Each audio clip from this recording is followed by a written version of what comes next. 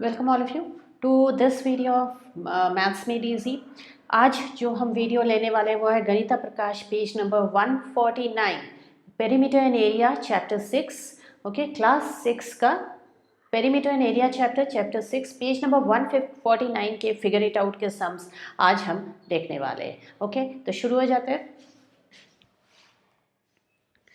Give the dimensions of a rectangle whose area is the sum of the areas of two rectangles having measurement 5 into 10 and 2 into 7.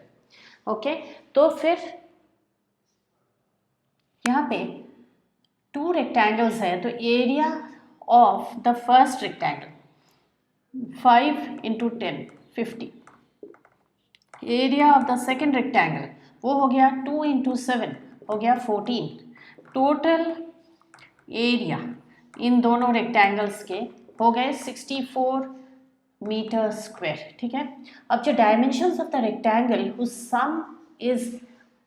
Whose area is the sum of these two, अब इसका क्या dimensions, हम जो अभी तीसरा rectangle हम निकालने वाले हैं उसका डायमेंशंस क्या क्या हो सकता है। टोटल एरिया, इसका एरिया जो नया रेक्टेंगल है उसका एरिया तो 64 हो गया। अब हम उसको करेंगे prime factorization. Okay, prime factorization 32 2 into 32। तो एक जो ऑप्शन है विथ 2 और लेंथ 32 हो सकता है। अभी फिर से प्राइम फैक्टराइजेशन 16 into 4 भी हो सकता है। देखिए 16 into 4, मैं फैक्टर्स को मल्टीप्लाई करके निकाल रही हूँ। अभी मैं फर्दर प्राइम फैक्टराइजेशन करूँगी ना तो 8 into 8, लेकिन वो मेरा रेक्टेंगल का लिस्ट में नहीं आएगा क्योंकि 8 into 8 हो गया स्क्वायर।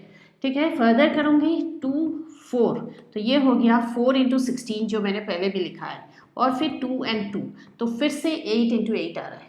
तो फिर दो ही रेक्टेंगल बन सकते हैं। इन दोनों रेक्टेंगल्स के एरिया को जोड़ के जो एरिया आएगा उस एरिया से दो ही रेक्टेंगल्स बन सकते हैं, बाकी एक स्क्वायर बन सकता है। ओके, तो यहाँ पे आपको थोड़ा केयरफुल रहना है कि आप 8 into 8 भी नहीं लिख दीजिए क्योंकि 8 into 8 लिखेंगे तो वो हो गया स्क्वायर, आपका सम गलत हो जाएगा। तो फिर आंसर हो गया 2 मीटर्स इंटू 32 मीटर, और एक और हो सकता है 16 मीटर इंटू 4 मीटर। ये दो आंसर्स हो सकते हैं।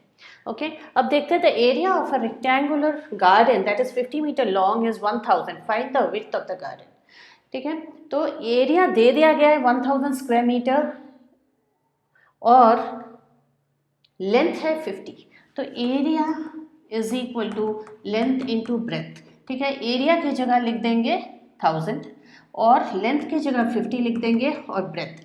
तो फिर हमको अगर लेंथ भी नहीं दिया हुआ रहता, ब्रेथ दिया हुआ रहता, तो हम ब्रेथ से डिवाइड करते, यहाँ हम लेंथ से डिवाइड करेंगे। ऐसा एक और सम मैंने किया था इसके पहली वाली जो मैंने पेरीमीटर एरिया का वीडियो अपलोड किया है उसमें, तो फिर उसमें मैंने इसको अच्छे से समझाया था, आप उसको देख सकते हैं। तो यहाँ तो 20 मीटर्स, तो इसका जो विड्थ है ना, विड्थ हो गया 20 मीटर्स। ठीक है, बहुत सिंपल सा सम है। अब ये जो क्वेश्चन है ना, the floor of a room is 5 metres long and 4 metres wide, तो इसको थोड़ा ड्राइंग कर लेंगे। ठीक है, 5 and 4, और इसमें एक कारपेट हम बिछा रहे हैं 3 by 3 का, स्क्वायर है।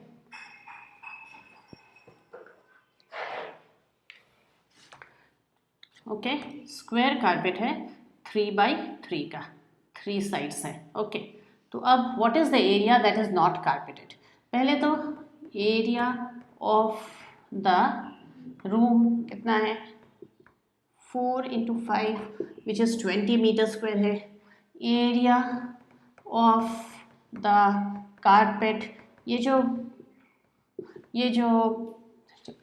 मैं लिख रही हूँ ना, ये स्टेटमेंट्स, इसको छोटा जितना हो सके छोटा रखने की कोशिश कीजिएगा। तो 3 into 3 area of a square which is 9, area not carpeted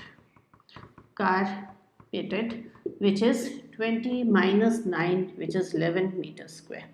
Okay, so 11 meter square is my answer. Okay, तो ये हो गया फोर्थ क्वेश्चन। इसमें बोला गया कि 12 मीटर्स और 15 मीटर्स का एक गार्डन है जिसमें ये चार जो है ना फ्लावर बेड्स है। ओके, फ्लावर बेड्स लगाए गए हैं 2 मीटर्स और 1 मीटर, 2 मीटर्स एंड 1 मीटर का रेक्टेंगल है, लेंथ 2 मीटर्स विड्थ 1 मीटर, तो फिर what is the area available for the lawn, यानी कि ये जो एरिया है ना, इससे पूछा जा रहा है, ये जो एरिया है ये कितना है, ठीक है। तो फिर इसे एरिया ऑफ फ्लावर बेड्स, चारों फ्लावर बेड्स का ना हम एक साथ ले लेंगे, तो 4 इंटू 2 इंटू 1, 2 इंटू 1 रेक्टेंगल के लिए, इंटू 4 क्योंकि 4 फ्लावर बेड्स है, 8 मीटर स्क्वायर हो गया। एरिया ऑफ द गार्डन, यानी कि पूरा गार्डन का जो एरिया है वो कितना है, 15 into 12, area of rectangle 180 metre square हो गया। एरिया फॉर लॉन, एक चीज़ देखिए, ज़्यादा स्टेटमेंट में टाइम वेस्ट मत कीजिए, ओके। स्टेटमेंट को छोटा रखिए, क्योंकि आप चाहे कितना भी लंबा स्टेटमेंट लिख लो, आपको मार्क्स तो वही हाफ मार्क्स स्टेटमेंट्स के लिए रहता है, ज़्यादा मार्क्स रहता नहीं है, okay. 180 minus 8 which is 172 metre square हो गया ये जो शेडेड रीजन। अब ये जो 5th क्वेश्चन है ना, बहुत इंटरेस्टिंग क्वेश्चन है। इसमें बोला गया है कि एक है शेप ए, ओके, शेप ए, और उसमें एरिया है 18 स्क्वायर यूनिट्स, यानी कि मीटर स्क्वायर हो सकता है, सेंटीमीटर स्क्वायर हो सकता है, कुछ भी। शेप बी है, शेप बी जो है उसमें है 20 स्क्वायर यूनिट्स, यानी मीटर स्क्वायर सेंटीमीटर स्क्वायर। अब बोल रहा है कि ऐसा 2 शेप हमें ड्रॉ करके बताओ, या फिर हमें डायमेंशंस बताओ। एरिया तो इसका कम है, लेकिन perimeter of shape A has to be greater, okay. Condition क्या है, perimeter of A more than perimeter of B, ऐसा। तो डायमेंशंस बताना है हमें उस रेक्टेंगल का, तो उस शेप का। Draw 2 shapes satisfying this condition. इसका देखिए एरिया अगर 18 है ना, तो 9 इंटू 2 हो सकता है, तो एक रेक्टेंगल बना लेते हैं, 9 एंड 2।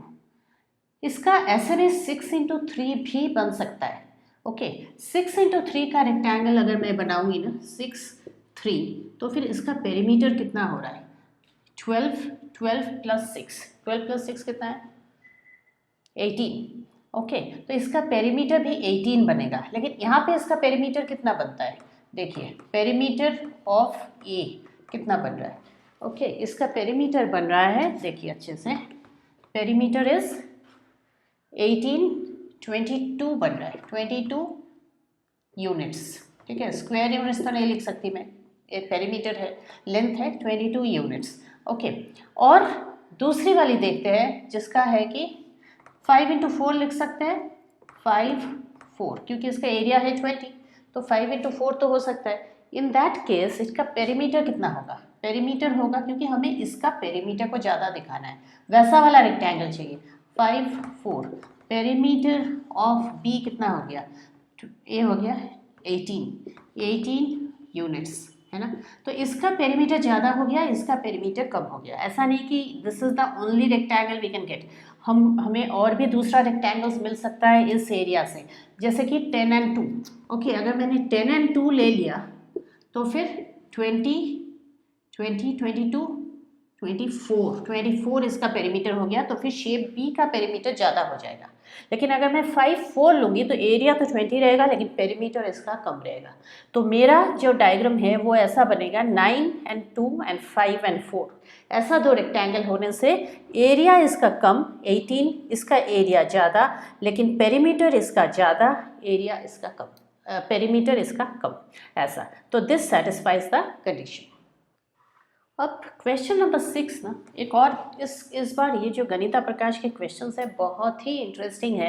बोला गया है कि in the page of your book, ठीक है, in the page of your book. अब पेज ऑफ योर बुक को मैं यहाँ पे 20 सेंटीमीटर ऐसा बोल नहीं सकती, क्योंकि मुझे नहीं पता आप कौन सी बुक में पढ़ाई कर रहे हो, आप कौन से, आपका नोटबुक का साइज़ क्या है। इसमें बोला है कि साइड से 1.5 सेंटीमीटर छोड़ना है, ओके, और टॉप एंड बॉटम से 1 सेंटीमीटर छोड़ना है, ऐसा, बिल्कुल ऐसा, ओके। तो ये जो डिस्टेंस है ना साइड से, ये है 1.5 सेंटीमीटर, और ऊपर से और नीचे से ये है 1 सेंटीमीटर, ओके। तो ये अभी पूछ रहा है कि ये जो पार्ट है, ये जो इनर रेक्टेंगल है आपने जो अपने बुक में ड्रॉ किया है, उसका एरिया, उसका पेरीमीटर क्या है, क्वेश्चन यही है। तो हम क्या करेंगे, हम ये जो एक्चुअल पेज का विड्थ को W ले लेंगे और लेंथ को L, और इनर वाला रेक्टेंगल का L डैश और W डैश ले लेते हैं। तो फिर इसका ए वाली विड्थ कितना हो जाएगा, width W dash is W minus 3 हो गया, क्योंकि इधर 1.5 इधर 1.5, तो ये जो डिस्टेंस हो गया वो L डैश हो गया L माइनस 2, है ना। अब देखते हैं पेरीमीटर। पेरीमीटर कितना है, पेरीमीटर है 2W माइनस 6, इसको मैंने 2 से मल्टीप्लाई कर दिया, प्लस 2L माइनस 4, तो हो गया 2W plus 2L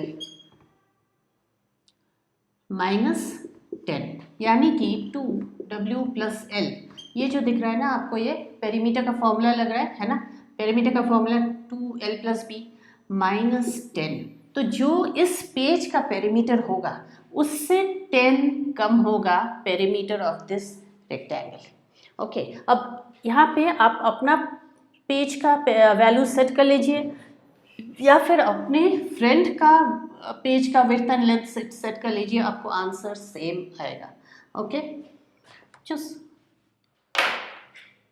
7th question है ना, वो बोला है draw a rectangle of sides 12 and 8 units. तो इसका 12 and 8 यूनिट्स, और अंदर में एक और रेक्टेंगल ड्रॉ करने बोला गया है जिसका साइज एरिया होगा half of the area of the bigger rectangle. Okay, तो उसका डायमेंशंस कितना होगा, ओके, उसका that occupies exactly half the area, लेकिन एक भी साइड को टच नहीं करना चाहिए, बिल्कुल ऐसा बैठना चाहिए। ओके, इसका एरिया कितना होगा, पहले तो area of the big rectangle निकाल लेते हैं।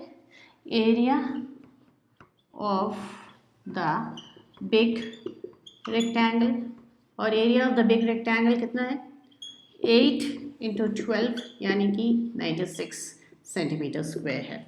ओके, अभी 96 सेंटीमीटर नहीं लिखेंगे, यूनिट स्क्वायर लिखेंगे, क्योंकि यहाँ पे यूनिट्स बोला गया है। ओके, अभी जो दूसरा वाला है ना, दूसरा हमें हाफ इसका चाहिए, इसका हाफ एरिया कितना हो गया 48। अब 48 को जो रेक्टेंगल है उसका एरिया तो 48 है, यहाँ लिख देते हैं, क्योंकि हाफ ऑफ 96, 2 24 2 12 2 6 2 3, ठीक है। तो हमने इसका क्या किया, प्राइम फैक्टराइजेशन। अगर आपको समझ में नहीं आ रहा तो मेरा प्राइम फैक्टराइजेशन का वीडियो देखिए। ओके, सो 48 24 12 6 3, ये हो गया सारे फैक्टर्स, यहाँ पे 4 2s है, 1 3 है। अब मुझे इससे बनाना है एक रेक्टेंगल, ठीक है। मैं ले सकती हूँ 4 इंटू 12, है ना, 4 इंटू 12 भी बन सकता है, लेकिन अगर मैंने 12 ले लिया तो फिर इधर टच कर जाएगा। ओके, लॉन्गर साइड में भी टच कर जाएगा क्योंकि ये भी 12 है, तो 12 आउट ऑफ क्वेश्चन, ठीक है। मैं ले सकती हूँ 6 इंटू 8, 6 इंटू 8 लिया तो इधर टच कर जाएगा। ओके, तो 6 इंटू 8 लिया तो इन दोनों साइड से टच कर जाएगा। तो फिर अभी मैं क्या लूँ, तो फिर दूसरा ऑप्शन बचता है, लेकिन एक और बात है, 6 इंटू 8 मैं ले सकती हूँ, लेकिन अगर मैंने रेक्टेंगल को यूँ बैठाया, यानी कि ऐसा 8 नहीं डाल के ऐसे 8 डाल दिया और इधर 6, तो इधर है 8, 1 सेंटीमीटर बचा हुआ रहेगा, और इधर है 12, तो इधर 2 एंड इधर 2 बचा हुआ रहेगा। तो फिर